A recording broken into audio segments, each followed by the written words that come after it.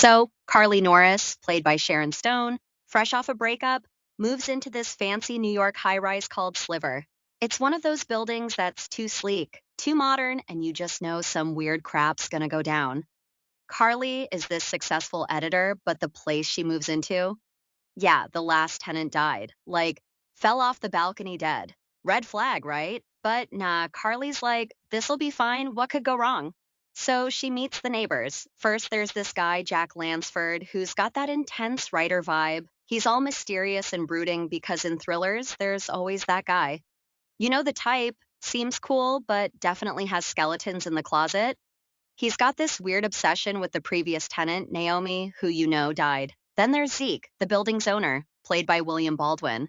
He's rich, young, handsome, and you guessed it, insanely creepy. Zeke doesn't just own the building. Nope, this dude installed hidden cameras everywhere. I mean, everywhere. The hallways, apartments, showers. He's like a peeping Tom on steroids with a security system that's basically turned the building into a 24/7 reality show. Carly somehow thinks this guy's sexy. Meanwhile, you and I are going, run, just run.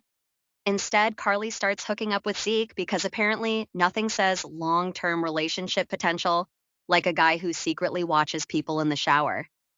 Zeke casually reveals, hey, I watch everyone who lives here. Like, just drops that bomb. Carly's a little freaked out at first, but not freaked out enough. She actually sticks around, which is just insane. Zeke shows her his secret control room where he can spy on everyone, and Carly's like, this feels weird, but I'm gonna let it slide. Meanwhile, Jack's not just some innocent bystander either. He's lurking around, asking Carly weird questions, acting all suspicious.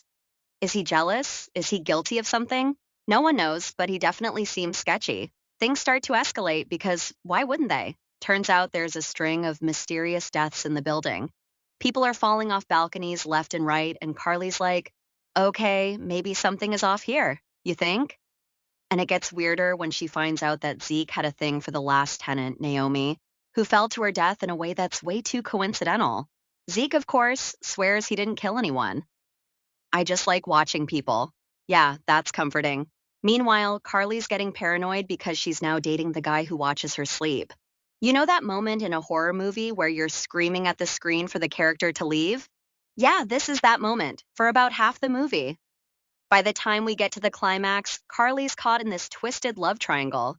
Jack's trying to convince her that Zeke's a dangerous psycho, and Zeke's like, I just like to watch. But people keep dying, and Carly's finally like, okay, maybe this is messed up. She decides to confront Zeke, which leads to a big showdown in that creepy control room. Now, you'd think this would end with Zeke being the clear bad guy, right? Well, it turns out Jack's the real murderer. Plot twist. He's the one who's been offing people, including Naomi. Why? Because reasons. So Jack tries to kill Carly, and in the final showdown, Carly takes control and kills Jack. Bye bye, moody writer. In the end, Carly decides she's had enough of this high tech voyeurism.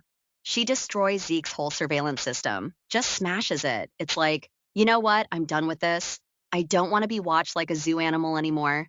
And Zeke, well, she doesn't kill him. He just kind of walks away, probably off to go install cameras somewhere else. And that's Sliver. It's a movie where people make the absolute worst decisions, like, let's date the guy who stalks his tenants, or maybe the brooding writer isn't weird. It's part murder mystery, part tech paranoia, and 1% makes you question who's watching you in your own apartment right now. Enjoy sleeping tonight.